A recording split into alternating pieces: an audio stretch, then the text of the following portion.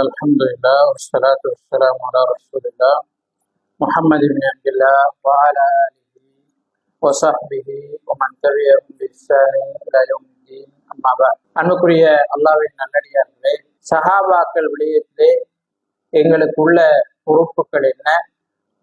சஹாபாக்களை ஒருவர் குறை கண்டால் அதனால் ஏற்படக்கூடிய விளைவு என்ன? சஹாபாக்கள் விஷயத்திலே வழிகட்டு போனவர்கள் யார் என்கிற 3 விஷயங்களை இன்றைய வகுப்பிலே நாங்கள் பார்க்க இருக்கின்றோம். அன்புக்குரிய சகோதரர்களே, சகோதரிகளே, சஹாபாக்கள் விடயத்திலே அல்லாஹு தஆலா சொன்ன சிறப்புகளை நாங்கள் ஏற்றுக்கொள்ள வேண்டும். அது சஹாபாக்கள் விடயத்தில் எங்களுக்கு இருக்கின்ற முதலாவது கடமையாக இருக்கின்றது. அல்லாஹுவும் அவனது தூதரும் சஹாபாக்களை சிறப்பித்திருக்கிறார்கள். அவர்கள் இந்த சமுதாயத்திலே முதன்மையானவர்கள் என்று சொல்லி இருக்கிறார்.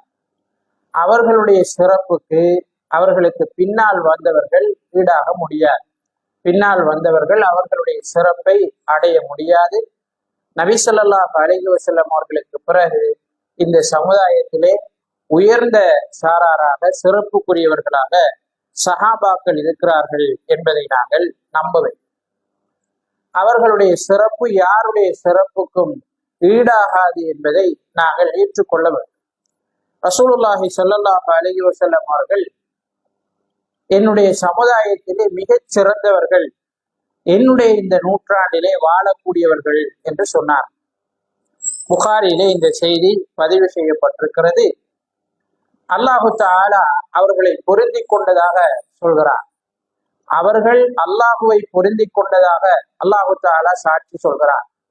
அவர்களுடைய ஈமான் உண்மையானது என்று அல்லாஹ் சொல்கிறார். அல்லாஹ்வுடைய திருப்பொருத்தத்தை நாடித்தான் அவர்கள் ஹிஜ்ரத் செய்தார்கள் என்று அல்லாஹ் சொல்கிறார். அது போன்று மதீனாவிலிருந்து ஹிஜ்ரத் செய்து வந்தவர்களை கௌரவித்த வரவேற்றவர்கள் அல்லாஹ்வுடைய திருப்பொருத்தத்தை நாடினார்கள் என்று அல்லாஹ் சொல்கிறார். அவர்களுடைய பாவங்களை மன்னித்து விட்டதாக அல்லாஹு தஆலா குர்ஆனிலே சொல்கிறார். எனவே குர்ஆனை நம்புகின்ற ஒருவர், ஹதீஸை நம்புகின்ற ஒருவர் நிச்சயமாக சஹாபாக்களுடைய சிறப்புகளை, அவர்கள் இந்த சமுதாயத்தில் நபி அவர்களுக்கு பிறகு மிக சிறந்தவர்கள், அவர்களுடைய சிறப்பை யாரும் அடைய முடியாது என்பதை ஏற்றுக்கொள்ள வேண்டும். இரண்டாவதாக, சஹாபாக்களை நாங்கள் நேசிக்க வேண்டும்.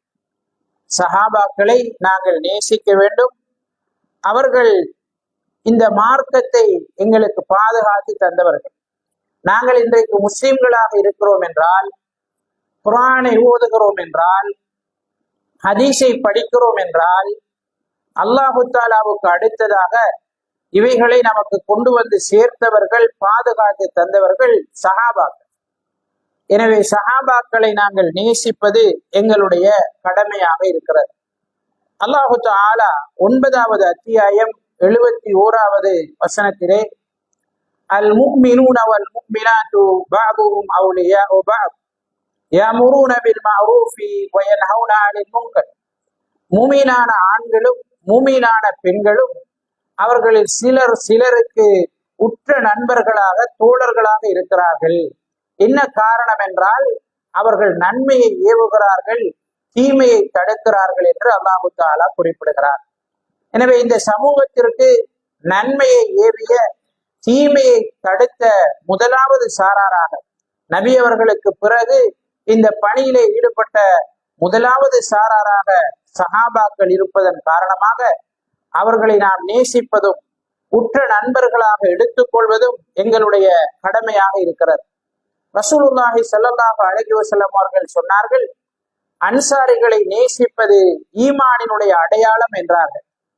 எனவே எங்களிடம் ஈமான் இருக்கிறது என்று சொன்னால் சஹாபாக்களை நாங்கள் நேசிக்க வேண்டும். அன்சாரிகளை கோபிப்பது நயவஞ்சகத்தினுடைய அடையாளம் என்று சொன்னார்கள். அன்சாரிகளை வெறுப்பது, அவர்களுடைய சிறப்புகளை புறக்கணிப்பது நயவஞ்சகத்தனத்தினுடைய அடையாளம், முனாஃபிக் என்பதற்குரிய அடையாளம் என்று நபி அவர்கள் சொன்னார். எனவே ஒருவர் சஹாபாக்களை கோபிக்கிறார் என்றால், தரக்குறைவாக விமர்சிக்கிறார் என்று சொன்னால், அவரிடம் நயவஞ்சகம் இருக்கிறது, அவர் முனாஃபிக்காக இருக்கலாம் என்பதற்கான அடையாளமாக அவை இருக்கும் என்பதை நாங்கள் புரிந்து கொள்ள வேண்டும். ஹசன் இப்னு அலி ரலியல்லாஹு அன்ஹு அவர்கள் குறிப்பிடுகிறார்கள், அபூபக்கர் அலி, உமர் ரலியல்லாஹு அன்ஹு போன்றவர்களை நேசிப்பது தொடர்பாக அவர்களிடம் கேட்கப்படுகிறது. இவர்களை நேசிப்பது சுன்னத்தா என்று கேட்டபோது, இல்லை இல்லை, அவர்களை நேசிப்பது வாஜிப், அவர்களை நேசிப்பது ஃபர்த், அவர்களை நேசிப்பது கடமை, இது உபரியான ஒன்று கிடையாது என்று ஹசன் ரலியல்லாஹு அன்ஹு அவர்கள் குறிப்பிட்ட செய்தியை நாங்கள் ஷரஹ் உஸூல் இஅ்திகாதி அஹ்லி சுன்னah என்று சொல்லக்கூடிய நூலிலே பார்க்கிறோம். இமாம் மாலிக் இப்னு அனஸ் ரஹிமஹுல்லாஹ் அவர்கள் குறிப்பிடுகிறார்கள், முன் சென்ற நல்லடியார்களான அபூபக்கர் ரலியல்லாஹு அன்ஹு, உமர் ரலியல்லாஹு அன்ஹு போன்றவர்களை நேசிப்பது குர்ஆனில் ஒரு சூறாவை கற்றுக் கொடுப்பதை போல தங்கள் சிறார்களுக்கு கற்றுக் கொடுத்தார்கள். அதாவது எங்களுடைய முன்னோர்கள் அபூபக்கர் ரலியல்லாஹு அன்ஹு அவர்களையும் உமர் ரலியல்லாஹு அன்ஹு அவர்களையும் சஹாபாக்களையும் நேசிப்பதை தங்களுடைய குழந்தைகளுக்கு குர்ஆனிலே இருக்கின்ற சூறாவை கற்றுக் கொடுப்பதை போல, ஒரு சூறாவை ஓதுவதற்கு அவரை நாங்கள் பழக்குவதை போல எங்களுடைய பிள்ளைகளுக்கு சிறார்களுக்கு சஹாபாக்கள் பற்றிய நேசத்தை கற்றுக் கொடுக்க வேண்டும் என்று இமாம் மாலிக் இப்னு அனஸ் ரஹிமஹுல்லாஹ் அவர்கள் குறிப்பிடுகிறார். நபி ஸல்லல்லாஹு அலைஹி வஸல்லம் அவர்களிடம் ஒரு மனிதர் வருகிறார். அல்லாஹ்வின் தூதரே, ஒருவரை அடுத்தவர் நேசிப்பது தொடர்பாக நீங்கள் என்ன சொல்கிறீர்கள் என்று கேட்கிறார். அதாவது ஒருவர் இன்னும் ஒருவரை நேசிக்கிறார், இந்த நேசம் எந்த அளவு தூரம் தாக்கம் செலுத்தும், இதனுடைய முடிவு என்ன என்று நபி ஸல்லல்லாஹு அலைஹி வஸல்லம் அவர்களிடம் கேட்கிறார். நபி ஸல்லல்லாஹு அலைஹி வஸல்லம் அவர்கள் சொன்னார்கள், ஒரு மனிதன் யாரை நேசிக்கிறானோ அவர்களோடு இருப்பான் என்று சொன்னார்கள். இந்த செய்தி புகாரியிலே பதிவு செய்யப்பட்டிருக்கிறது. எனவே நாங்கள் சஹாபாக்களை நேசிப்போமாக இருந்தால், அல்லாஹ்வின் தூதருடைய தோழர்களை நாங்கள் நேசிப்போமாக இருந்தால், எங்களுடைய நேசம் உண்மையானதாக இருந்தால், நிச்சயமாக அல்லாஹு தஆலா அவர்களோடு எங்களை சேர்த்து வைப்பான் என்பதை இந்த செய்தி நமக்கு சொல்லி காட்டுகிறது. அது போன்று சஹாபாக்களை உண்மையான அடிப்படையில் ஒருவர் நேசிப்பானாக இருந்தால், அவர்களுடைய பண்பாடுகளும் அவர்களுடைய நடத்தைகளும் அவர்களுடைய ஈடுபாடும் எங்களிலே தாக்கம் செலுத்தும் என்பதையும் நபி ஸல்லல்லாஹு அலைஹி வஸல்லம் அவர்கள் இந்த செய்தியிலே நமக்கு சொல்கிறார். ஒரு மனிதன் அவனுடைய சகோதரனுடைய மார்க்கத்தில் இருப்பான் என்று நபி அவர்கள் வேறு ஒரு ஹதீஸ்ல சொல்றார். ஒரு மனிதன் அவனுடைய சகோதரனுடைய மார்க்கத்தில் இருப்பான். எனவே நீங்கள் யாரை நேசிக்கிறீர்கள், யாரை சகோதரனாக எடுத்திருக்கிறீர்கள் என்பதை பார்த்து கொள்ளுங்கள் என்று சொன்னார்கள். நாங்க அடுத்தவர்களோடு சேருகின்ற போது மிகவும் அவதானமாக இருக்க வேண்டும். ஏனென்றால் எங்களுடைய நண்பர்கள் அடுத்தவர்கள் எங்களிடையே தாக்கம் செலுத்துவார்கள். அவர் இருந்துட்டு போறாரு, நான் சரியா இருந்தா சரிதானே என்றதெல்லாம் அதெல்லாம் ஒரு கட்டத்துக்கு அங்கால நிக்காது. ஒரு குறிப்பிட்ட கட்டத்துக்கு அங்கால நிக்காது. நண்பர்கள் எங்களை அவங்களோட சைட்டுக்கு இழுத்துட்டு போயிடுவாங்க. ஏதாவது ஒரு அடிப்படையில் அந்த தாக்கம் வரும். அது நபி ஸல்லல்லாஹு அலைஹி வஸல்லம் அவருடைய நபி ஸல்லல்லாஹு அலைஹி வஸல்லம் அவருடைய செய்தி, அது பொய்யாகாது. ஒரு மனிதன் அவனுடைய நண்பனினுடைய மார்க்கத்தில் இருப்பார். இப்ப நாங்க நல்லவர்களாக மாற வேண்டும் என்று நினைத்தால் நல்லவர்களோடு சேர வேண்டும். எங்களுடைய பண்பாடு நன்றாக இருக்க வேண்டும் என்று நினைத்தால் யாருடைய பண்பாடு நன்றாக இருக்கிறதோ அவர்களோடு நாங்கள் சேர வேண்டும். வேறு வழி கிடையாது. நபி ஸல்லல்லாஹு அலைஹி வஸல்லம் அவர்களுடைய இந்த செய்தி சஹாபாக்களை நேசிப்பதனுடைய முக்கியத்துவத்தை நமக்கு சொல்கிறார். அது போன்று எங்களுக்கு சஹாபாக்கள் விஷயத்தில் உள்ள கடமை, சஹாபாக்களுக்காக நாங்கள் பிரார்த்தனை செய்ய வேண்டும். அல்லாஹு தஆலா இறை விசுவாசிகளிலே பிந்தி வந்தவர்களுடைய பிறகு வந்தவர்களுடைய பண்பாடுகளை பற்றி சொல்கிற நேரம் அவர்கள் இறை விசுவாசத்திலே தங்களுக்கு முந்தியவர்களுக்காக பிரார்த்தனை செய்வார்கள்.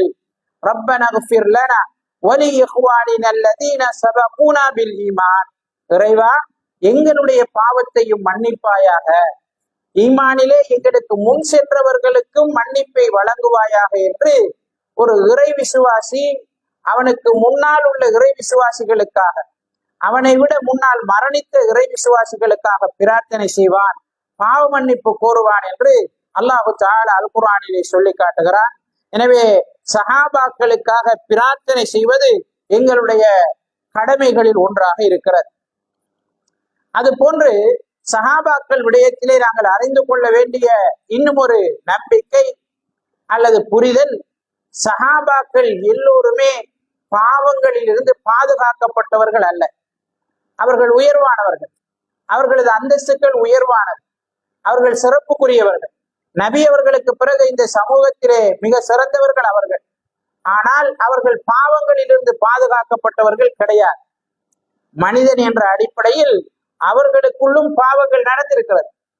அவர்களுக்குள்ளும் விபச்சாரம் செய்தவர்கள் இருந்திருக்கிறார். அவர்களுக்குள்ளும் விபச்சாரம் செய்து கல்லறியப்பட்டவர் இருந்திருக்கிறார். நபி ஸல்லல்லாஹு அலைஹி வஸல்லம் அவங்க இந்த உலகத்திலேயே அவர்கள் தங்களுக்குரிய தண்டனையை பெற்றுக்கொண்டார்.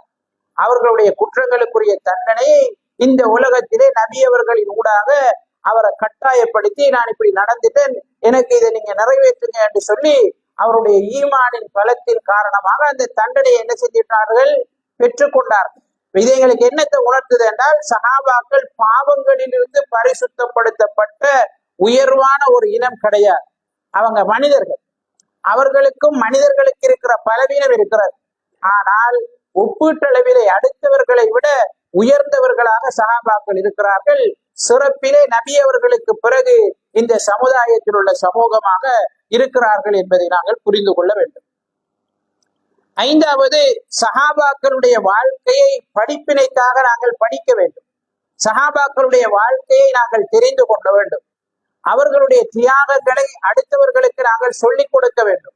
எங்களுடைய பிள்ளைகளுக்கு அவர்களுடைய வரலாறுகளை வாசிப்பதற்கு ஊக்கப்படுத்த வேண்டும்.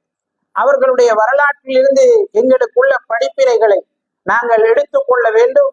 அவர்களை நல்ல விடயங்களிலே நாங்கள் பின்பற்ற வேண்டும். அல்லாஹு தஆலா இறை விசுவாசிகளை பற்றி எங்களுக்கு சொல்கிற நேரம், சஹாபாக்களில் முஹாஜிர்கள் அன்சாரிகளை பற்றி சொல்லிவிட்டு அவர்களுக்கு பின்னால் வந்தவர்கள் நல்ல விடயங்களில் அவர்களை பின்பற்றுவார்கள் என்று அல்லாஹு தஆலா சொல்கிறான். இந்த முஹாஜிர்கள் அன்சார்களுக்கு பிறகு வந்தவர்கள் நல்ல விடயங்களிலே அவர்களை பின்பற்றுவார்கள், நல்ல முறையில் அவர்களை பின்பற்றுவார்கள் என்று அல்லாஹு தஆலா சொல்கிறான். எனவே நல்ல விடயங்களில் அவர்களை பின்பற்றுவது எங்களுடைய கடமையாக இருக்கிறது. சஹாபாக்களுக்கு மத்தியில் நடந்த பிரச்சனைகளிலே நாங்கள் தீர்ப்பு சொல்வதற்கு செல்லக்கூடாது. சஹாபாக்களுக்கு மத்தியிலே சில பிரச்சனைகள் நடந்திருக்கிறது.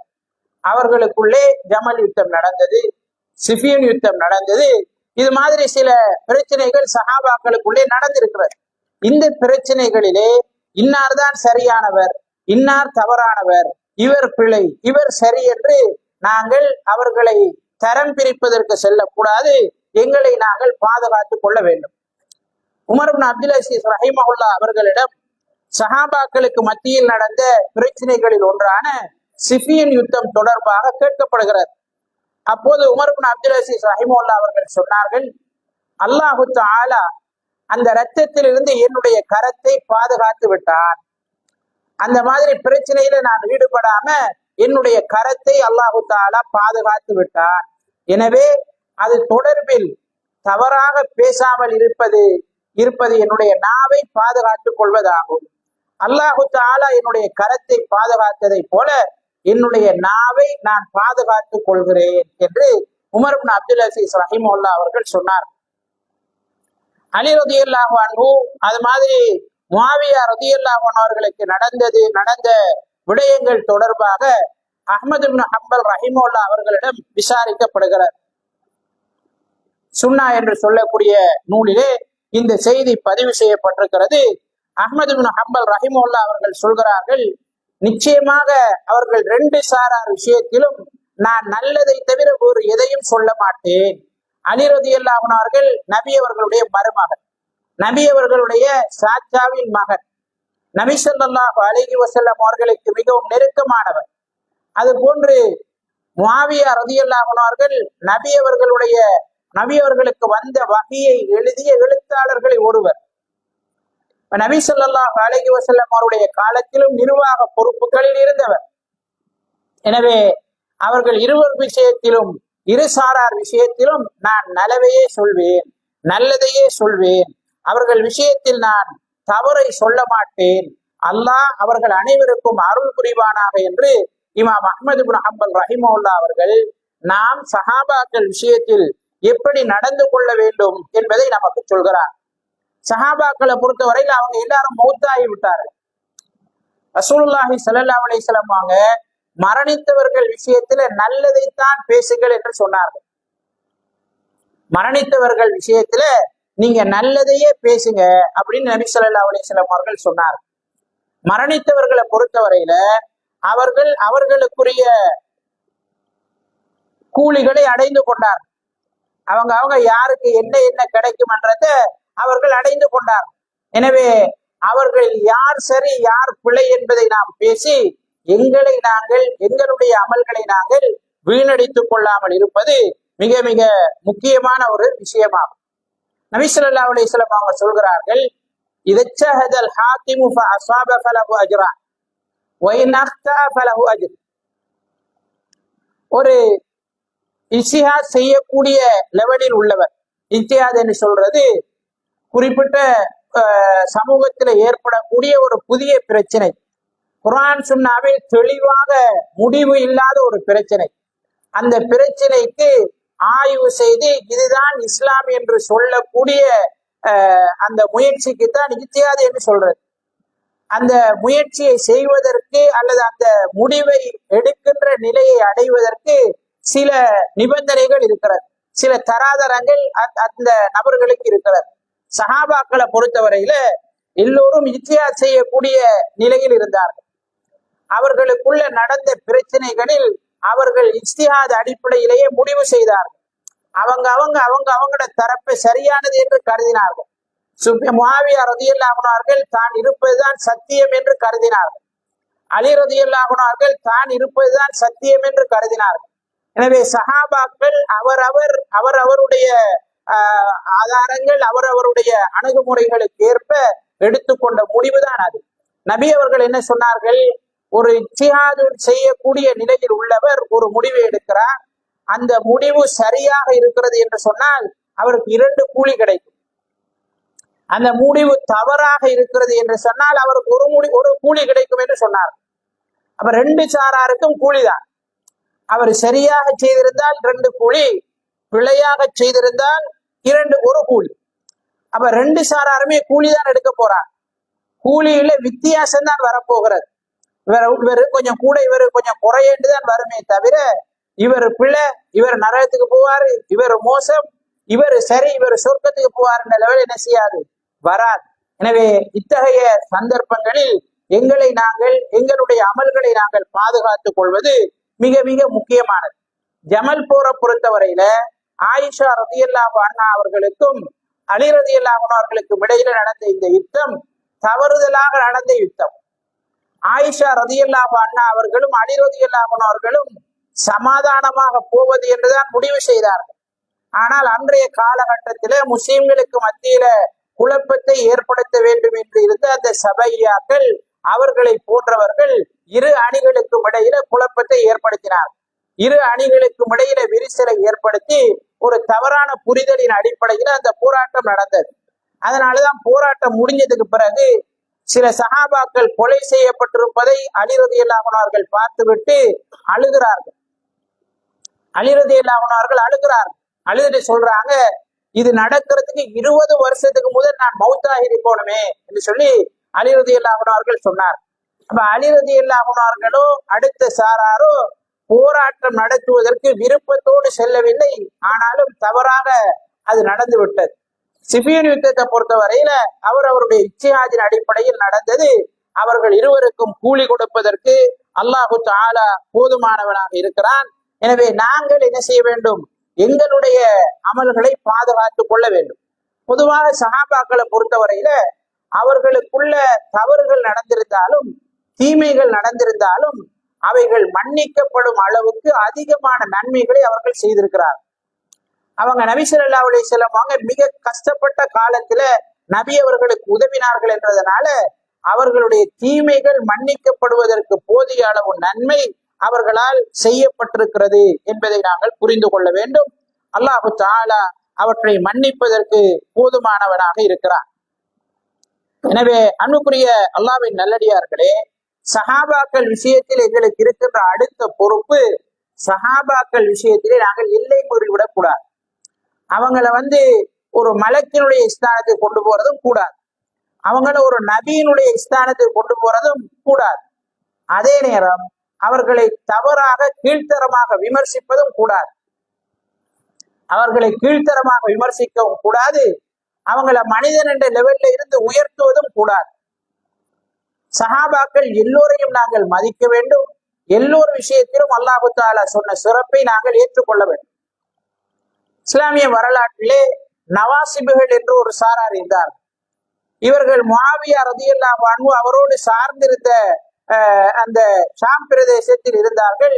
முஆவியா ரலியல்லாஹு அன்ஹு அவர்களுக்கு எதிராக இருந்தவர்களை கடுமையாக விமர்சித்தார்கள். அலி ரலியல்லாஹு அன்ஹு அவர்கள் சார்பிலே ஷியாக்கள் இருந்தார்கள். அதாவது அவங்க அலி ரலியல்லாஹு அன்ஹு அவங்க சார்பில் இல்ல, ரெண்டு சாராரையும் மூட்டி விடுவதற்காக இடையில் இருந்தவர்கள். அவங்க அலி ரலியல்லாஹு அன்ஹு அவருடைய சார்பில் இருப்பதாக காட்டிக் கொண்டார்கள். அவர்கள் அலி ரலியல்லாஹு அன்ஹு அஹ்லுல் பைத்தில் சார்ந்த சிலரை தவிர மற்ற எல்லாரையும் மிக அதிகமாக கீழ்த்தரமாக விமர்சித்தார்கள். அலி ரலியல்லாஹு அன்ஹு அவர்களை கடவுளுடைய ஸ்தானத்திற்கு உயர்த்தினார்கள். எங்களுடைய அமல்களை எல்லாம் அவருக்கு தான் செய்யணும், அமல்களை எல்லாம் இந்த இமாம்களுக்கு, அலி ரலியல்லாஹு அன்ஹு அவர்களுக்கும் அவர்களுக்கு பின்னால் வந்த ஒரு சிலரை இமாம்களாக ஏற்றுக்கொண்டு அவங்கள்ட்ட தான் நாங்க பிரார்த்தனை செய்யணும், அவங்களுக்காகத்தான் அறுத்து பலியிடணும், அவர்களிடம்தான் நாங்கள் பாதுகாப்பு தேட வேண்டும், அவர்களிடம்தான் உதவி தேட வேண்டும் என்று இமாம்களை, அவர்கள் சில சஹாபாக்களை கடவுளுடைய இறைவனுடைய ஸ்தானத்திற்கு என்ன செய்தார்கள், கொண்டு போனார்கள். அப்ப இந்த ரெண்டு நிலையுமே தவறானது. சஹாபாக்கள் எல்லோரையும் நாங்கள் மதிக்க வேண்டும். அவர்களுக்குள்ள நாங்கள் தயவு தட்சணை காட்டக்கூடாது. அலி ரலியல்லாஹு அன்ஹு அவர்களாக இருந்தாலும், உமர் ரலியல்லாஹு அன்ஹு அவர்களாக இருந்தாலும், முஆவியா ரலியல்லாஹு அன்ஹு அவர்களாக இருந்தாலும், அப்துல்லாஹ் இப்னு அப்பாஸ் ரலியல்லாஹு அன்ஹு அவர்களாக இருந்தாலும் எல்லோரும் மதிக்கப்பட வேண்டியவர்கள். அவர்களுக்குள்ள நாங்க பிரிவினையை ஏற்படுத்தி, அவர்களுக்குள்ள சிலரை உயர்த்தி, அவர்களுக்குள்ள சிலரை மிக கீழ்த்தரமாக விமர்சிப்பது தவிர்த்து கொள்ளப்பட வேண்டிய விஷயம். எல்லை மீறிவிடக் கூடாது, புகழிலும் எல்லை மீறிவிடக் கூடாது. அவர்களை விமர்சிக்கிறோம் என்ற பெயரிலும் எல்லை மீறி சென்று விடாத அளவுக்கு நாங்கள் இருக்க வேண்டும். சஹாபாக்கள் விஷயத்தில் எங்களுக்கு இருக்கின்ற 8வது கடமை அல்லது அவர்களை பற்றி நாங்கள் விளங்கிக் கொள்ள வேண்டிய ஒரு விடயம், சஹாபாக்கள் எல்லோரும் சிறப்புக்குரியவர்களாக இருந்தாலும் ஒரே படித்தரத்தில் அவர்கள் இல்லை. சஹாபாக்களுடைய சிறப்புகள் எல்லாமே ஒரே படித்தரத்தில் இல்லை. இந்த சமூகத்துல மிக சிறந்தவர் யார் என்று சொன்னால் நபி அவர்களுக்கு பிறகு அபூபக்கர் ரலியல்லாஹு அன்ஹு. அதற்கு பிறகு மிகச் சிறந்தவர் யார் என்று சொன்னால் உமர் ரலியல்லாஹு அன்ஹு. நபி ஸல்லல்லாஹு அலைஹி வஸல்லம் அவர்களிடம் அல்லாஹ்வின் தூதரே, உங்களுக்கு மிக விருப்பமானவர் யார் என்று கேட்கப்படுகிறது. இப்ப நபி அவங்க சொன்னாங்க ஆயிஷா ரலியல்லாஹு அன்ஹான்னு சொன்னாங்க, ஆயிஷான்னு சொன்னாங்க. ஆண்களில் யார் என்று கேட்கப்படுகிறது. அவருடைய தந்தை அபூபக்கர் என்று சொன்னார்கள். பின்னர் அவருக்கு பிறகு உங்களுக்கு மிக விருப்பத்திற்குரியவர் யார் என்று கேட்கப்பட்டது.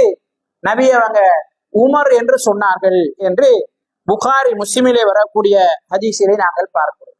அப்ப முதலாவது இந்த சமூகத்தில நபி அவர்களுக்கு பிறகு மிகச் சிறந்தவர் அபூபக்கர் ரலியல்லாஹு அன்ஹு, இரண்டாவது மிகச் சிறந்தவர் உமர் ரலியல்லாஹு அன்ஹு அவர்களாக இருக்கிறார். மூன்றாவது இந்த சமுதாயத்தில நபி அவங்களுக்கு பிறகு மூன்றாவது சிறந்த மனிதர் உஸ்மான் இப்னு அஃபான் ரலியல்லாஹு அன்ஹு. உஸ்மான் இப்னு அஃபான் அபூபக்கர் ரலியல்லாஹு அன்ஹு அவர்களும் நபியினுடைய மாமனார், நபிக்கு உறவுக்காரர். உமர் ரலியல்லாஹு அன்ஹு அவர்களும் நபி அவருடைய மாமனார், அவரும் உறவுக்காரர். உஸ்மான் இப்னு அஃபான் ரலியல்லாஹு அன்ஹு நபி அவர்களுடைய மருமகன். நபி அவர்களுடைய 2 பிள்ளைகளை திருமணம் செய்கின்ற மிகப்பெரிய வாய்ப்பை பெற்றவர். உலகத்துல எந்த ஆளுக்கும் எந்த ஒரு நபியுடைய 2 மகளை திருமணம் செய்கின்ற வாய்ப்பு கிடைக்கவில்லை. ஒரு மகளை திருமணம் செஞ்சாங்க, அவங்க மௌத்தாயினாங்க. 2வது மகளையும் நபி அவங்க திருமணம் செஞ்சு கொடுத்தாங்க. அவங்களும் மௌத்தாயத்துக்கு பிறகு நபி அவங்க சொன்னாங்க, எனக்கு திருமணம் முடிக்காத 3வது ஒரு பிள்ளை இருந்து அதை உனக்கு தான் திருமணம் முடித்து தருவேன்னு சொன்னாங்க. அந்த அளவுக்கு உஸ்மான் இப்னு அஃபான் ரலியல்லாஹு அன்ஹு அவர்களை நபி அவர்கள் மிகவும் அதிகமாக மதித்தார்கள். அப்துல்லாஹ் இப்னு உமர் ரலியல்லாஹு அன்ஹு அவர்கள் அறிவிக்கக்கூடிய செய்தியில் அவர்கள் சொல்கிறார்கள், சஹாபாக்களுடைய காலத்துல, நபி அவர்களுடைய காலத்துல நபி அவர்களுக்கு பிறகு யார் மிகச் சிறந்தவர் என்று நாங்க எங்களுக்குள்ள பேசிக்கொள்வோம். அப்போது நாங்க சொல்லுவோம், நபி அவங்களுக்கு பிறகு மிக சிறந்தவர் அபூபக்கர், அவருக்கு பிறகு மிக சிறந்தவர் உமர், அவருக்கு பிறகு மிக சிறந்தவர் உஸ்மான் என்று எங்களுக்குள் நாங்கள் பேசிக்கொள்வோம் என்று அப்துல்லாஹ் இப்னு உமர் ரலியல்லாஹு அன்ஹு அவர்கள் குறிப்பிடுகிறார். இந்த சமுதாயத்துல நபி அவங்களுக்கு பிறகு 4வது சிறந்தவர் அலி இப்னு அபீ தாலிப் ரலியல்லாஹு அன்ஹு அவர்கள். ஆட்சி ஓர்டரின் அடிப்படையில் நாங்கள் பார்க்கின்ற போதும் சஹாபாக்கள் மிகச் சிறந்தவரை முதன்மைப்படுத்தினார்கள், அதற்கு அடுத்தவரை அடுத்து முதன்மைப்படுத்தினார்கள், அதற்கு அடுத்தவரை அடுத்து 3வது கலீஃபாவாக நியமித்தார்கள், 4வது கலீஃபாவாக அலி இப்னு அபீ தாலிப் ரலியல்லாஹு அன்ஹு அவர்கள் நியமிக்கப்பட்டார்கள். சிலரிடம் அலி ரலியல்லாஹு அன்ஹு அவர்கள் உஸ்மான் ரலியல்லாஹு அன்ஹு அவர்களுடைய தரத்தில் வைக்கப்பட வேண்டும், உஸ்மான் ரலியல்லாஹு அன்ஹு அவர்கள் 4வது சிறப்புக்குரியவர் என்ற விமர்சனம் சிலரிடம் இருக்கிறது. சிலரிடம் இந்த கருத்து முரண்பாடு இருக்கிறது. ஆனாலும் பெரும்பான்மையான அறிஞர்கள் உஸ்மான் இப்னு அஃபான் ரலியல்லாஹு அன்ஹு அவர்கள் தான் 3வது சிறப்புக்குரியவர் என்றும், அதற்கு அடுத்த சிறப்புக்குரியவர்களாக அலி இப்னு அபீ தாலிப் ரலியல்லாஹு அன்ஹு அவர்களை குறிப்பிடுகிறார். எனவே அந்த அடிப்படையில் தான் எல்லோருமாக சேர்ந்து 4வது கலீஃபாவாக அலி இப்னு அபீ தாலிப் ரலியல்லாஹு அன்ஹு அவர்களை தேர்வு செய்தார். இதற்கு அடுத்ததாக இந்த சமுதாயத்தில் சிறந்தவர்கள் உமர் ரலியல்லாஹு அன்ஹு அவர்கள் மரணிக்கிற நேரம் அடுத்த கலீஃபாவை தீர்மானிப்பதற்கு என்று 6 பேரை நியமித்தார். அதுல உஸ்மான் ரலியல்லாஹு அன்ஹு இருந்தாங்க, அலி ரலியல்லாஹு அன்ஹு அவர்கள் இருந்தார்கள், அப்துர் ரஹ்மான் இப்னு அவுஃப் ரலியல்லாஹு அன்ஹு அவர்கள் இருந்தார்கள், தல்ஹா ரலியல்லாஹு அன்ஹு அவர்கள் இருந்தார்கள், ஜுபைர் ரலியல்லாஹு அன்ஹு அவர்கள் இருந்தார்.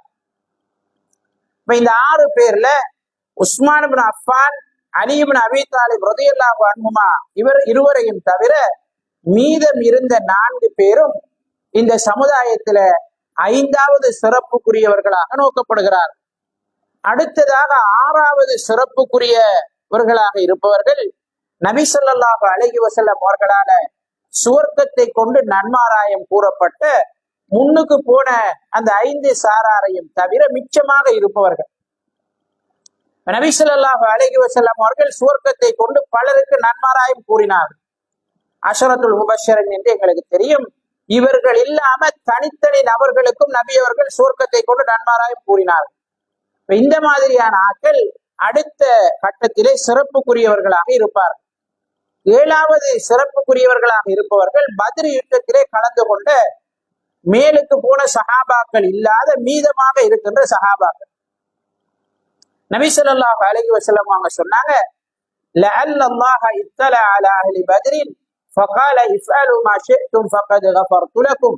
புகாரியில வரக்கூடிய செய்தி, அல்லாஹு தஆலா பத்ரில் கலந்து கொண்ட சஹாபாக்களை பார்த்து, நீங்கள் விரும்பியதை செய்யுங்கள், நான் உங்களுடைய பாவங்களை மன்னித்து விட்டேன் என்று அவங்களுக்கு முன்கூட்டியே பாவ மன்னிப்பை வழங்கி விட்டதாக ரசூலுல்லாஹி ஸல்லல்லாஹு அலைஹி வஸல்லம் அவர்கள் சொல்கிறார். பத்ர் யுத்தத்துல அவங்க கலந்து கொண்டு செய்த தியாகங்களுக்கு ஈடாக, அவங்க காட்டின அந்த முயற்சிக்கு ஈடாக அல்லாஹு தஆலா இதை வழங்கி விட்டதாக நபி ஸல்லல்லாஹு அலைஹி வஸல்லம் அவர்கள் குறிப்பிடுகிறார். எனவே பத்ர் யுத்தத்திலே கலந்து கொண்ட சஹாபாக்கள் இதற்கு அடுத்த சிறப்பிலே இருக்கக்கூடியவர்கள். அடுத்த 8வது சிறப்பிலே இருக்கக்கூடிய சாரார் மக்கா வெற்றிக்கு முன்னர் இஸ்லாத்தை ஏற்றுக்கொண்ட சஹாபாக்கள். மேலுக்கு 7 வரைக்கும் உள்ள சஹாபாக்கள் தவிர மீதமாக இருப்பவர்கள்ல மக்கா வெற்றிக்கு முன்னர் யார் இஸ்லாத்தை ஏற்றுக்கொண்டார்களோ அவர்கள் அடுத்த சிறப்புக்குரியவர்களாக இருப்பார். ஏன்? அல்லாஹு தஆலா அல் குர்ஆன்ல சொல்றான், மக்கா வெற்றிக்கு முன்னர் செலவழித்தவர்களும் அல்லாஹுடைய பாதையில் போராடியவர்களும் அதற்கு பின்னர் செலவழித்தவர்களுக்கும் போராடியவர்களுக்கு சமமாக மாட்டார்கள் அல்லாஹ் சொல்றான். மக்கா வெற்றிக்கு பின்னர் செலவழிச்சவங்க, அல்லாஹ்வுடைய பாதையில போராடினவங்க எந்த வழியிலையும் அதுக்கு முன்னர் செலவழித்தவர்களுக்கு, அல்லாஹ்வுடைய பாதையில போராடினவர்களுக்கு நிகராக மாட்டார்கள். இருவருக்கும் இடையில சிறப்பு வித்தியாசமானது என்று அல்லாஹு தஆலா 57வது அத்தியாயத்தின் 10வது வசனத்துல சொல்றார். எனவே அவர்கள் 8வது சிறப்புக்குரிய சாரார். அடுத்து 9வது சிறப்புக்குரியவர்கள் ஏனைய சஹாபாக்களாக இருக்கிறார். எனவே சஹாபாக்கள் மிக உயர்ந்தவர்கள், சிறப்புக்குரியவர்களாக இருந்த போதும் அவர்களுடைய சிறப்பு எல்லோரும் ஒரே மாதிரி இல்லை. சிறப்பில் அவர்கள் எல்லோரும் ஒரே மாதிரி கிடையாது. அவர்கள் சிறப்பிலே உயர்வு தாழ்வு வித்தியாசங்கள், ஏற்ற இறக்கங்கள் அவர்களுக்குள்ளே இருக்கிறது என்பதை நாங்கள் புரிந்து கொள்ள கடமைப்பட்டிருக்கிறோம். அன்புக்குரிய அல்லாஹ்வின் நல்லடியார்களே, சகோதரர்களே, சகோதரிகளே, ஒருவர் சஹாபியை குறை காணுகிறார் அல்லது சஹாபாக்களை கீழ்த்தரமாக ஒருவர் விமர்சிக்கிறார். அல்லது சஹாபாக்களை இஸ்லாத்தை விட்டு சென்று விட்டார்கள் என்று அல்லாஹு தஆலா பாதுகாக்க வேண்டும் ஒருவர் சொல்கிறார் என்றால் இதனால் ஏற்படக்கூடிய விளைவு என்ன? முதலிலே நாங்கள் தெரிந்து கொள்ள வேண்டிய விஷயம், சஹாபாக்களை யார் தரக்குறைவாக விமர்சிக்கிறார்களோ, இஸ்லாத்தை விட்டு சென்று விட்டார்கள் என்று சொல்கிறார்களோ அவர்கள் முஸ்லிம்கள் கிடையாது என்பது இஸ்லாமிய அறிஞர்கள், குறிப்பாக இமாம் மாலிக், இமாம் அபு ஹனீஃபா, இமாம் அஹ்மது பின் ஹம்பல், இமாம் ஷாஃபி ரஹிமஹுல்லா போன்ற முக்கிய இமாம்களினுடைய ஏகோபித்த முடிவாக இருக்கிறது என்பதை நாங்கள் புரிந்து கொள்ள வேண்டும். ஏன்னா ஒருவர் சஹாபாக்களை குறை கண்டுட்டார் என்றால் அதுக்கு பிறகு இஸ்லாமே இல்லை. ஏன்னா இமாம்கள் சொன்னாங்க, அபூ ஜுரைத் ராஸி ரஹிமஹுல்லா அவர்கள் சொல்கிறார்கள், இவர்கள் சஹாபாக்களை குறை காணுவது சஹாபாக்களை குறை காண வேண்டும் என்பதற்காக அல்ல, சஹாபாக்களை விமர்சிப்பது சஹாபாக்களில் பிழை இருக்கிறது என்பதற்காக அல்ல, இவர்கள் சஹாபாக்கள் அறிவித்த குர்ஆனை நீக்குவதற்கு முயற்சிக்கிறார்கள், சஹாபாக்கள் அறிவித்த ஹதீஸை இந்த சமூகத்திலிருந்து இல்லாமல் செய்வதை நோக்கமாக கொண்டுள்ளார்கள், வேற எதுக்காகவும் அவங்க இப்படி செய்யலன்னு சொல்லி இமாம்கள் குறிப்பிடுகிறார். ஏன்னா ஒருவர் ஒரு சஹாபிய மோசமானவர் என்று சொல்லி போட்டு அவர் அறிவித்த செய்தியை எடுக்க முடியாது, அவர் அறிவித்த குர்ஆனை எடுக்க முடியாது. அலி ரலியல்லாஹு அன்ஹு அல்லாஹு தஆலா பாதுகாக்கணும், அவர் ஒரு ஆள் தரக்குறைவா விமர்சித்தார் என்றால் அவர் அறிவித்த செய்தி அவர் எடுக்க மாட்டார், அவர் அறிவித்த குர்ஆன் அவர் எடுக்க மாட்டார். அது மாதிரி அபூ ஹுரைரா ரலியல்லாஹு அன்ஹு அவங்களை ஒரு ஆள் தரக்குறைவா விமர்சித்தால் அவர் அறிவித்த செய்தி அவர் ஏற்றுக்கொள்ள மாட்டார், அவர் அறிவித்த குர்ஆன் வசனங்கள் அவர் ஏற்றுக்கொள்ள மாட்டார். எனவே சஹாபாக்களை விமர்சிப்பது இந்த இஸ்லாத்தை முழுக்க இல்லாமலாக்குவதற்கு சமமானது என்பதை நாங்கள் முதலிலே புரிந்து கொள்ள வேண்டும். இரண்டாவது, சஹாபாக்களை விமர்சிக்கிற ஒருவர் அல்லாஹு தாலாவை மிஞ்சி அவர் செயற்படுகிறார், அல்லாஹு தாலாக்கு மேலால அவர் போறார். ஏன்? சஹாபாக்கள் நல்லவர்கள் யார் சொல்றா? அல்லாஹு தாலா சொல்றா. சஹாபாக்களை பொருந்தி கொண்டதாக யார் சொல்றா? அல்லாஹு தாலா சொல்றா. உண்மையாகவே அவங்க ஈமானோட இருந்தாங்கன்னு யார் சாட்சி சொல்றா? அல்லாஹு தாலா சொல்றா. அவர்கள் இஸ்லாத்திற்காக உண்மையாகவே போராடினார்கள், அல்லாஹு தாலாவுடைய திருப்பொருத்தத்தை தான் அவர்கள் நாடினார்கள் என்று உள்ளத்தை அறிந்து அந்த அல்லாஹு தாலா சொல்றான். அப்ப அல்லாஹு தாலாவுடைய சாட்சிக்கு அங்கால ஒருவர் என்ன செய்ய முடியாது, யோசிக்க முடியாது. அப்ப சஹாபாக்களை தரக்குறைவாக விமர்சிப்பவர் அல்லாஹு தாலாவை மீறி, அல்லாஹு தாலாவுடைய கட்டளைகளை போதனைகளை மீறி அவனை மீறி ஓவர்டேக் பண்ணி போறதுக்கு அவர் முயற்சி செய்கிறார். இரண்டாவது, அல் குர்ஆன் சுன்னாவை அவர் புறக்கணிக்கிறார். சஹாபாக்களை தரக்குறைவாக விமர்சிக்கக்கூடியவர் அல் குர்ஆன்ல சில வசனங்களை எடுத்துட்டு மிச்சத்தை அவர் விட்டுறார். சஹாபாக்கள் அவர் மதிக்கணும்னு குர்ஆன் சொல்லுது, நல்லவர்கள் என்று குர்ஆன் சொல்லுது. இவர் தரக்குறைவாக விமர்சிப்பதன் ஊடாக சஹாபாக்களை பற்றி புகழ்ந்து பேசக்கூடிய வசனங்களை எல்லாம் இவர் இல்லாமக்கிறார், நீக்கிறார். எனவே குர்ஆன்ல சிலதை எடுத்து சிலதை நிராகரிப்பது குர்ஆனை முழுக்க நிராகரிப்பதற்கு சமம் என்று குர்ஆன் சொல்கிறது.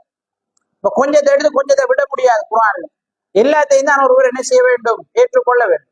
இப்ப ஹதீஸ்லயும் நம்பகமாக வந்திருக்கக்கூடிய சஹாபாக்களுடைய சிறப்பு பற்றி பேசக்கூடிய ஹதீஸ்களை இவர் நிராகரிப்பதின் ஊடாக ஒட்டுமொத்தமாக ஹதீஸையும் நிராகரிக்கிறார். அவருடைய மனோ இச்சையை, அவருடைய மனம் சொல்லக்கூடிய விஷயங்களை அல்லது அவரோடு சேர்ந்திருக்கின்ற தலைவர்கள் நண்பர்கள் சொல்லக்கூடிய விஷயங்களை அவர் முற்படுத்துகிறார். குர்ஆன் சுன்னாவை அவர் நிராகரிக்கிறார். அது மாதிரி அல்லாஹு தஆலா அவருடைய தூதரை கேவலப்படுத்தி விட்டான் என்று இவர் சொல்லாமல் சொல்கிறார். ஏன்? அல்லாஹு தஆலா நபி ஸல்லல்லாஹு அலைஹி வஸல்லம் அவர்களை அந்த சமூகத்திலிருந்து தேர்வு செய்கிறார். தேர்வு செஞ்சதுக்கு அடுத்ததாக மூமின்களை, நபி அவர்களுடைய தோழர்களையும் அல்லாஹு தஆலா தான் தேர்வு செய்ததாக குர்ஆன்ல அல்லாஹ் சொல்றான். அல்லாஹு தஆலா தான் அவர்களை தேர்வு செய்தார்.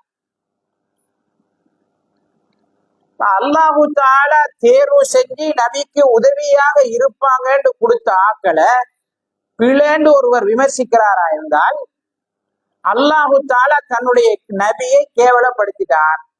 அல்லாஹு தஆலா தன்னுடைய நபிக்கு பொருத்தமானவர்களை தேர்வு செய்யவில்லை என்பதுதான் அவருடைய விமர்சனம். நஊது பில்லாஹி மின்ஹா. அல்லாஹு தஆலா தன்னுடைய தூதருக்கு பொருத்தமானவர்களை, இந்த இஸ்லாத்தை பாதுகாப்பதற்கு பொருத்தமானவர்களை தேர்வு செய்யவில்லை என்று சொல்லாமல் அவர் சொல்கிறார். இதன் மூலம் அல்லாஹு தஆலா நபியை கேவலப்படுத்தி விட்டான் என்று அவர் சொல்கிறார். நஊது பில்லாஹி மின்ஹா. சஹாபாக்களை விமர்சிப்பது இந்த அளவுக்கு பாரதூரமான நிலைக்கு ஒருவரை இட்டுச்சு. சஹாபாக்களை பொறுத்தவரையில நபி ஸல்லல்லாஹு அலைஹி வஸல்லம் அவருடைய பராமரிப்பில் வாழ்ந்தவர்கள், நபி ஸல்லல்லாஹு அலைஹி வஸல்லம் அவருடைய பயிற்றுவிப்பில் உருவானவர்கள், நபி ஸல்லல்லாஹு அலைஹி வஸல்லம் அவருடைய போதனையில வளர்ந்தவர்கள். ஒருவர் சஹாபாக்களை மிக கீழ்த்தரமாக விமர்சிப்பது நபி அவர்களுடைய பயிற்றுவிப்பை கேள்விக்குறியாக்குவது. நபி அவங்க வளர்த்த வளர்ப்பு சரியில்லைன்னு சொல்றது. எங்களுக்குள்ள ஒரு ஒரு ஒரு ஒரு பிள்ளை, ஒரு சிறுவர், ஒரு இளைஞர் மோசமா போனா அவரோட பெற்றாரை என்ன செய்வாங்க? குறை காணுவாங்க சமூகத்துல. அவனோட வளர்த்த வளர்ப்பு சரியில்லைம்பாங்க. நபி ஸல்லல்லாஹு அலைஹி வஸல்லம் அவருடைய பராமரிப்பில வாழ்ந்தவர்கள், அவருடைய போதனைகளுக்கு கீழே வாழ்ந்தவர்கள் சஹாபாக்கள், நபி அவர்களால பயிற்றுவிக்கப்பட்டவர்கள். அந்த சஹாபாக்களை ஒருவர் குறை காணுவது நபி அவருடைய பயிற்றுவிப்பை குறை காணுவது, நபி அவர்களுடைய பயிற்றுவிப்பை கேள்விக்குள்ளாக்குவதாக அமைந்து விடுகிறது. அது மாதிரி இவங்க ஒட்டுமொத்தமாக தங்களை பொய்யர்கள் என்று சொல்லிக் கொள்கிறார். அல்லாஹ் ஒரு ஆள் குறை காண இயலாது, நபி அவங்களை ஒரு ஆள் குறை காண இயலாது. குர்ஆன் சொல்வது பொய்யாக முடியாது, ஹதீஸ் சொல்வது பொய்யாக முடியாது. அப்படி என்றால் யார் சஹாபாக்களை தரக்குறைவாக விமர்சிக்கிறானோ அவன் தான் பொய், அவன் தான் பொய்யனாக இருக்க முடியுமே தவிர இந்த இஸ்லாத்தினுடைய அடிப்படைகள் குர்ஆன் சுன்னா அல்லாஹ் ரசூல் பொய்யாகுவதற்கு வாய்ப்பு கிடையாது என்பதை நாங்கள் புரிந்து கொள்ள வேண்டும். அது மாதிரி மரணித்தவர்கள் விஷயத்துல இஸ்லாம் சொல்லக்கூடிய போதனைகளை இவர் புறக்கணித்தவராக மாறுவார். ஏன்? நபி ஸல்லல்லாஹு அலைஹி வஸல்லம் அவர்கள் மரணித்தவர்களுடைய நல்ல விடயங்களை பேசுங்கன்னு சொன்னாங்க. சஹாபாக்களை பத்தி ஒருவர் மோசமாக பேசுவது, தரக்குறைவாக விமர்சிப்பது இஸ்லாத்தினுடைய போதனைகளை இவர் நிராகரிப்பதற்கு சமனாகின்றது. எனவே அன்புக்குரிய அல்லாஹ்வின் நல்லடியார்களே, சஹாபாக்களை விமர்சிப்பது சாதாரணமான ஒரு விடயம் கிடையாது. எங்களையும் அது அழிவுக்குள்ளாக்கும், இஸ்லாத்தையும் ஒட்டுமொத்தமாக பொய்ப்பிக்கின்ற நிலைக்கு செல்லும். அதனாலதான் குர்ஆன் சுன்னாவை பொய்ப்பிக்க நாடிய குழுக்கள் சஹாபாக்களை கடுமையாக விமர்சித்தார். அவங்க சஹாபாக்களை விமர்சிப்பது அவர்களுடைய நோக்கம் அல்ல, சஹாபாக்கள் அறிவித்த ஹதீஸ்களை விமர்சிப்பது, ஹதீஸ்களை இல்லாமை செய்வதுதான் அவர்களுடைய நோக்கம். அபூ ஹுரைரா ரலியல்லாஹு அன்ஹு அவர்களை விமர்சித்தால் அதிகமா ஹதீஸ் அறிவித்த சஹாபி அபூ ஹுரைரா ரலியல்லாஹு அன்ஹு. அப்ப ஹதீஸில பெருந்தொகையானது போய்விடும். அனஸ் இப்னு மாலிக் ரலியல்லாஹு அன்ஹு அவர்களை விமர்சித்தால் அதற்கு அடுத்து நிறைய ஹதீஸ் போய்விடும். அப்துல்லாஹ் இப்னு அப்பாஸ் ரலியல்லாஹு அன்ஹு அவர்களை விமர்சித்தால் பெருந்தொகையான ஹதீஸ் போய்விடும். அபூ சயீத் அல் குத்ரி ரலியல்லாஹு அன்ஹு அவர்களை நம்பிக்கை ஈனமானவர், மோசடி செய்யக்கூடியவர், நவுது பில்லாஹ் அப்படி ஒரு சொல்லிட்டாரா இருந்தால் நிறைய ஹதீஸ் என்ன செய்துவிடும்? போய்விடும். அப்ப சஹாபாக்களை விமர்சிக்கிறது எங்களையும் ஆபத்திற்குள் தள்ளுற அதே நேரம் குர்ஆன் சுன்னாவை இஸ்லாத்தை நாங்க அழிக்கிறதுக்கு போன மாதிரியாகும். அல்லாஹு தஆலா எங்களை பாதுகாக்க வேண்டும். அன்புக்குரிய அல்லாஹ்வின் நல்லடியார்களே, இஸ்லாமிய வரலாற்றிலே சஹாபாக்கள் விஷயத்திலே இரண்டு பிரதானமான சாரார் வழிகட்டு போனார்கள்.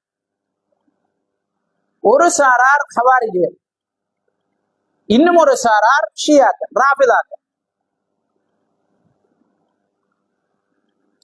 இந்த ஷியா என்ற குழு எப்போது தோன்றியது, அவர்களுடைய நம்பிக்கை என்ன, அவர்களுடைய பிரதான மூலாதாரங்கள் என்ன என்று பேசுவது அது தனித்தலைப்பு. அது நிறைய பேச வேண்டியிருக்கும். யாராவது அதை தெரிந்து கொள்ள வேண்டும் என்று விரும்பினால் யார் இந்த ஷியாக்கள் என்ற ஒரு புத்தகம் வெப்சைட்ல இருக்கு, பிடிஎஃப்ல நீங்க என்ன செய்யலாம், எடுக்கலாம். வெப்சைட்டுக்கு போய் கூகுள்ல யார் இந்த ஷியாக்கள் அடிச்சீங்கன்னு சொன்னால் அதுல பிடிஎஃப் வரும். நீங்க எடுத்து அதை என்ன செய்யலாம், வாசிக்கலாம். அது மாதிரி ரூஹுல் ஹக் மௌலை அவங்களால மொழிபெயர்க்கப்பட்ட ஷியா சுன்னா என்ற நூலும் வெப்சைட்ல பிடிஎஃப் இருக்கு. நீங்க ஷியா சுன்னான்னு சொல்லி அடிச்சீங்கன்னு சொன்னால் அது என்ன செய்யும், பிடிஎஃப் வரும். அதையும் என்ன செய்யலாம், எடுத்துக்கொள்ளலாம். இப்படி நிறைய நூல்கள் இருக்கிறது.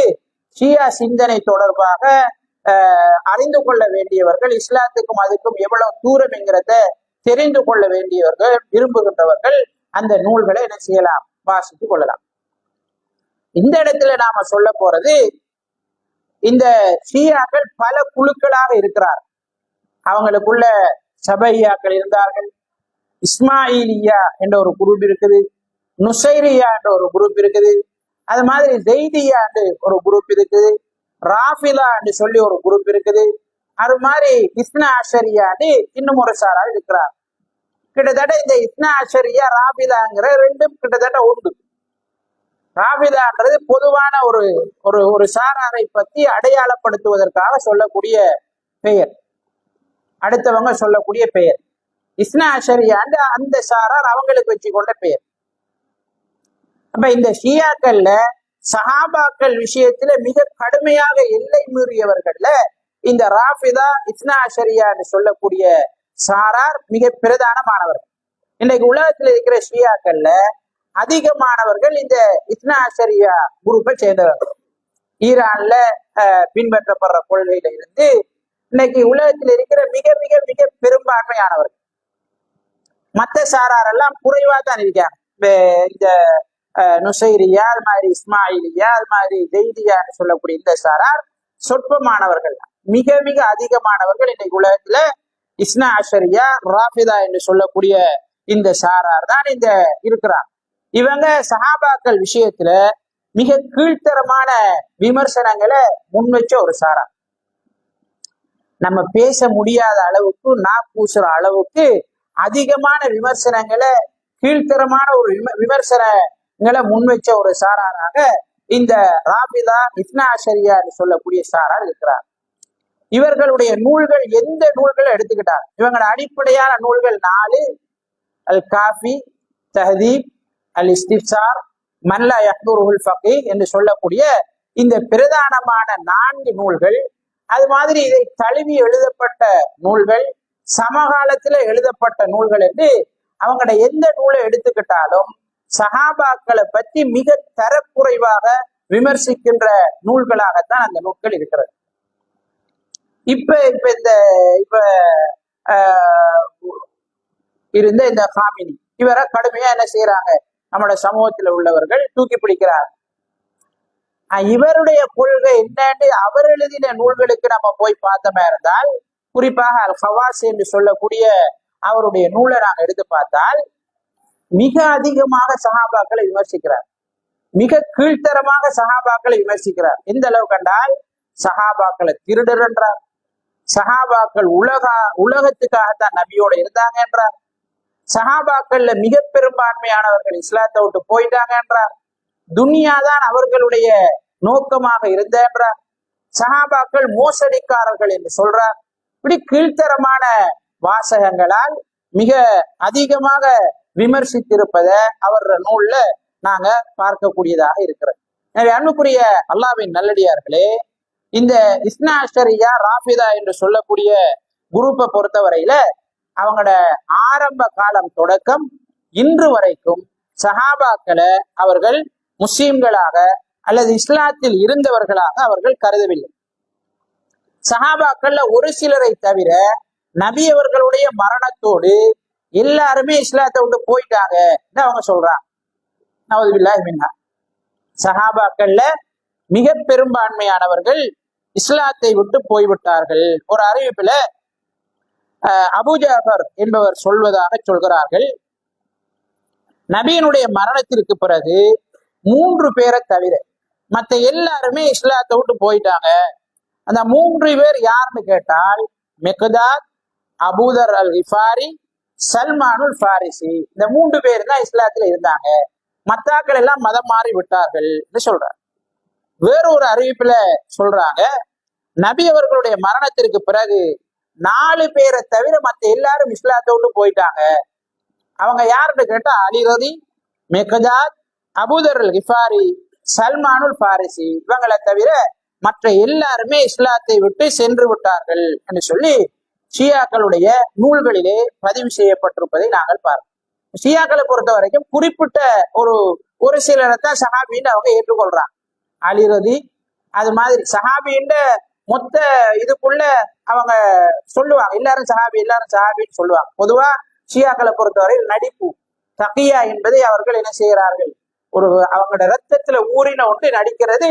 எல்லா சந்தர்ப்பத்திலையும் எந்த எந்த மாதிரி பேசினா அதை சோல் பண்ணலாமோ அந்த மாதிரி என்ன செய்வாங்க, பேசிக்கொள்வார். சஹாபாக்கள் ஒருவரையும் நாங்க என்ன செய்யல, குறை காணலன்னு. அவங்க எல்லாரும் சஹாபாக்கள் எல்லாரும் முஸ்லீம்கள்னு சொல்லுவாங்க.